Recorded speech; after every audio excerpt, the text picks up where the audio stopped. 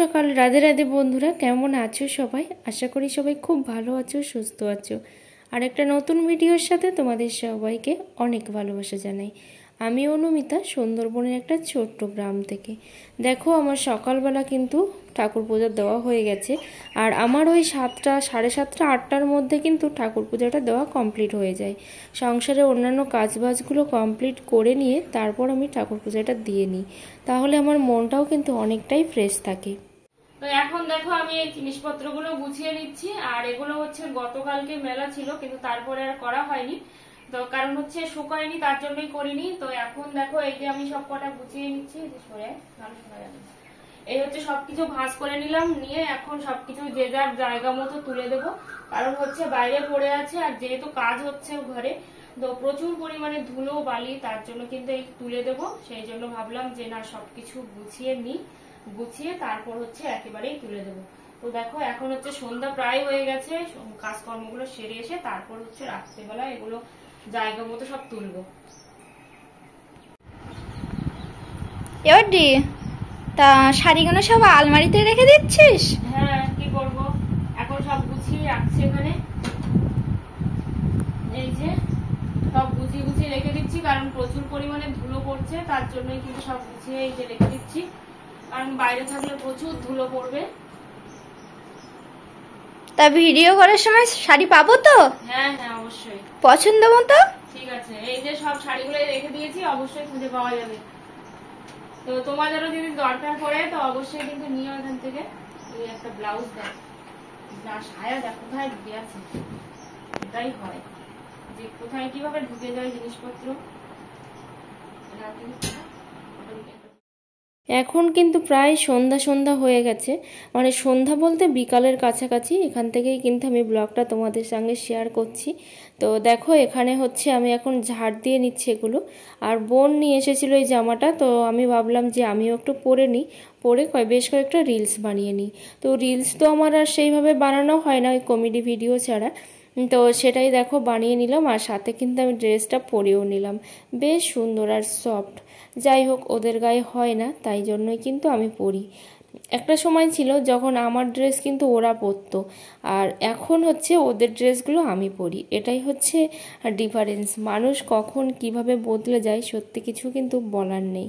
এটা হলো পরের দিন সকালবেলা। দেখো, সকালবেলা উঠে আগে হচ্ছে এই কাজগুলো করে নিচ্ছি। আর ঘর বারান্দাগুলো সব ঝাড় দেওয়া হয়ে গেছে, সেগুলো আর তোমাদের সঙ্গে শেয়ার করা হয়নি। কারণ ওপরের রুমে যেহেতু কাজ হচ্ছে, তো তো তার জন্য কিন্তু প্রচুর পরিমাণে ধুলো বালি, আর সেভাবে কিন্তু তোমাদের সঙ্গে আর সব কিছু শেয়ার করা হয়ে ওঠে না। তো এখানে অনেকটাই তেল চিট পড়েছিল, তো সেই জন্য আমি যে লিকুইডটা বানিয়েছিলাম গত বছর, তো সেই লিকুইডটা দিয়েই কিন্তু এখন আমি তেল চিটগুলো তুলে নিচ্ছি। কোনো রকম সাবান বা কোনো কিছুই কিন্তু লাগে না এই তেল চিটটা তোলার জন্য। আর কোনো রকম কিন্তু খরচপাতিও নেই। তো বাড়িতেই বানিয়েছিলাম, আমি গত বছর বানিয়েছিলাম, তোমাদের সেই ভিডিওর লিঙ্ক কিন্তু শেয়ার করেছিলাম। তো এখানে দেখো, আমি কিন্তু হচ্ছে ঘষে ঘষে পরিষ্কার করে নিচ্ছি। তোমরা কে কোথা থেকে আমার ব্লগটা দেখছো অবশ্যই কমেন্ট করে জানিও। আর যদি ভালো লেগে থাকে অবশ্যই একটা লাইক কমেন্ট করে পাশে থেকো। আমার যে সব পুরনো বন্ধু ছিল তারা কিন্তু আর আমার ভিডিও দেখে না, কারণ কি বলো তো, তারাও না সেভাবে ভিডিও বানায় না। আর সাথে হচ্ছে আমিও তো ইরেগুলার হয়ে পড়েছি, তার জন্য কিন্তু আমার ভিডিও তেমন কেউ দেখেও না বা সাজেস্টেও যায় না।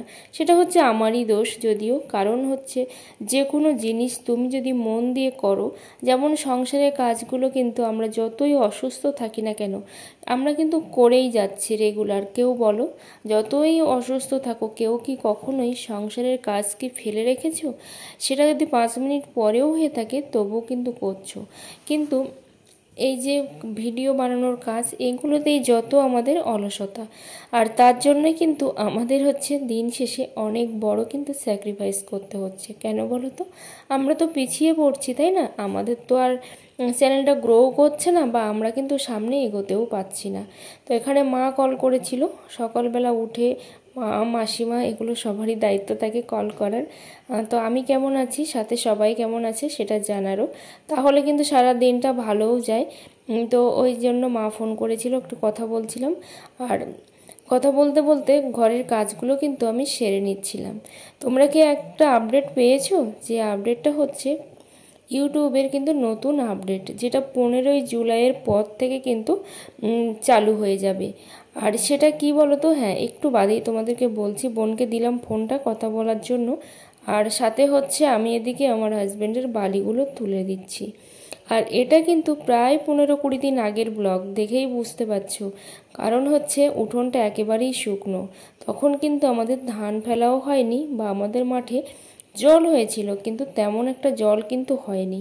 ওই যে এখানে একটু তখন একটু এইভাবেই কিন্তু আস্তে আস্তে আমার ব্লগটা শ্যুট করা।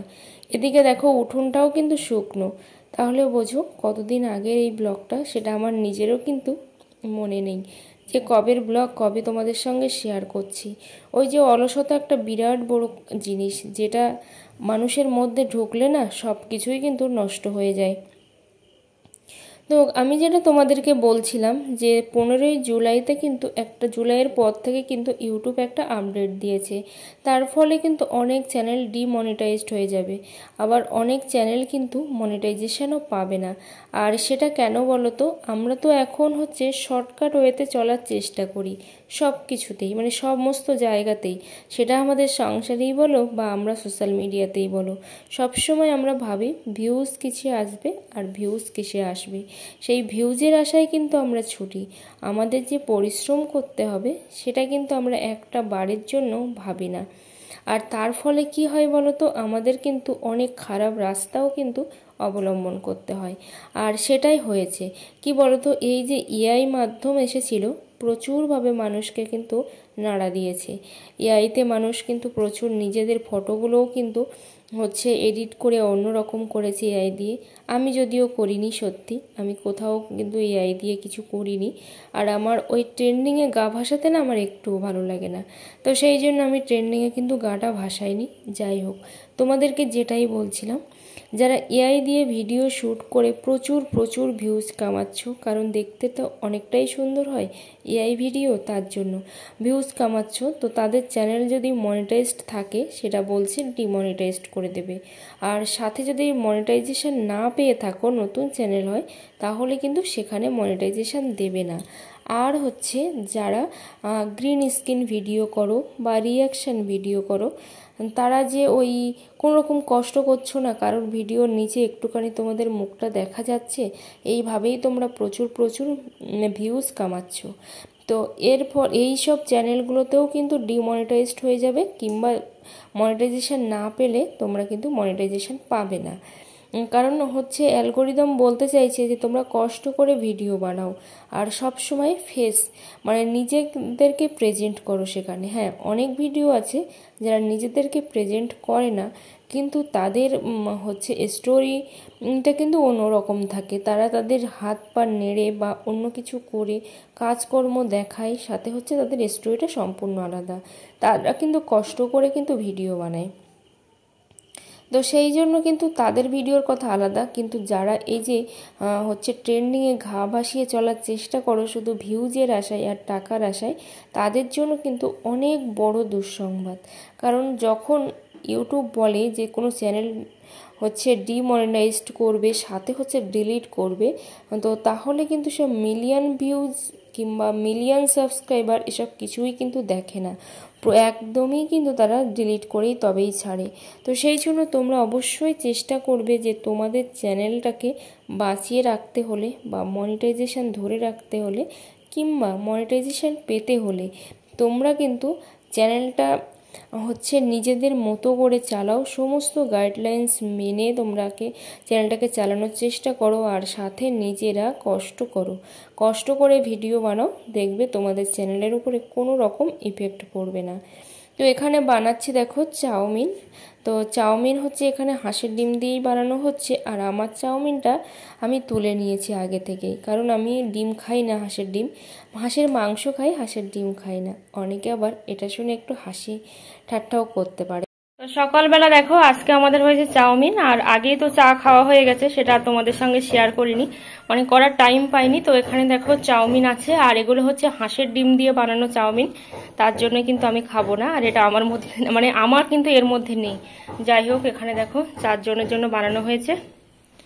আর আমাদের এখানে তো ধনেপাতা পাওয়াই যায় না, তার জন্য ধনেপাতার তো কোনো রকম গল্পই নেই।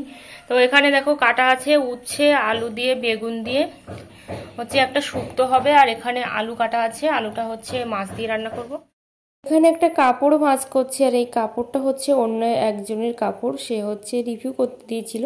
তো সে কাপড়টা রিভিউ করা হয়ে গেছে, করার পরে কিন্তু তারপর এখন ভাঁজ করে রেখে দিচ্ছি। কাপড়টা না খুবই সফট আর একেবারেই নতুন একটা শাড়ি, কিন্তু কিভাবে যে ছিঁড়েছে সেটা কি বলবো তোমাদেরকে। তো শুনলাম বটি দিয়ে ছিঁড়েছে, তো তার জন্যই কিন্তু খুব সমস্যাও হচ্ছিল হচ্ছে করার জন্য। যাই হোক, করা হয়ে গেছে, তারপর এখন আমি ভাঁজ করে রেখে দিচ্ছি। আর প্রচুর পরিমাণে চোখের প্রবলেম হচ্ছে। ওই যে আমরা কি বলতো, খুবই স্বার্থবাদী একটা মানুষ, সত্যি মানুষ মাত্রই কিন্তু স্বার্থপর। কেন বলতো, এই যে দেখো চশমাটা আমি পরেছি, যখন কিন্তু আমার খুব চোখের প্রবলেম হয়, মাথাটা ঘোরায়, ঠিকঠাক করে দেখতে পাই না, তো তখনই কিন্তু আমি পরি। আবার যখন প্রবলেমটা সলভ হয়ে যায় তখন কিন্তু ওটাকে আমি খুলে রাখি। তো সেই জন্যই বললাম মানুষ মাত্রই কিন্তু স্বার্থপর। এখানে দুপুরবেলা দেখো এসে বসে আছি, আর আমার হাজব্যান্ড হচ্ছে গাড়ি চালাচ্ছে। এখানে একটা চাদর তৈরি হচ্ছে, আর এটা বললাম না বেশ কিছুদিন আগের ব্লগ, তখন দেখো সেভাবে কিন্তু কেউ চাদর তৈরি করেনি। তো এই যে দেখো বসে আছি, প্রচুর পরিমাণে হাওয়া দিচ্ছে, প্রচুর হাওয়া দিচ্ছে। তো এখানে বসে আছে, আর আমার হাজব্যান্ড ওদিকে হচ্ছে কাজ করছে। তো ভালো লাগছে বেশ, কারণ এখানে হাওয়ায় বসে থাকতে। আর এখন হচ্ছে দুপুরবেলা, তারপরে বিকালবেলা চলে এসেছিলাম দেখো এই যে বিপত্তারিণী পূজার কিন্তু বাজার করার জন্য। তো এটা হচ্ছে মিষ্টির দোকান, যেহেতু 13 রকমের মিষ্টি লাগবে, তার জন্য কিন্তু এখানে মিষ্টি নেওয়ার জন্য চলে এসেছি। যাই হোক, এখানে দাম দক্ষিণা সব করা হয়ে গেছে অলরেডি। তো এখানে দেখো বেনেসজ্জার দোকানে কিন্তু এখানে নেওয়া হচ্ছে একটা কাপড়, সাথে অনেক কিছুই নেওয়া হয়েছে। আর তারপরে 2 দিন বাদে দেখো এটা হচ্ছে ক্লাব ঘরটা পরিষ্কার করা হচ্ছে। আগামীকাল পূজা, আর আজকে দেখো ক্লাব ঘরটা পরিষ্কার করা হচ্ছে খুব ভালো করে, তারপর হচ্ছে ধুয়ে মুছে ফেলা হবে এখানটাতে। তো এখানে দেখো এই যে বাজার ঘাটগুলোও কিন্তু আছে, এখানে হচ্ছে বেশ কিছু বাজার আছে, আর এইগুলো হচ্ছে খিচুড়ির বাজার।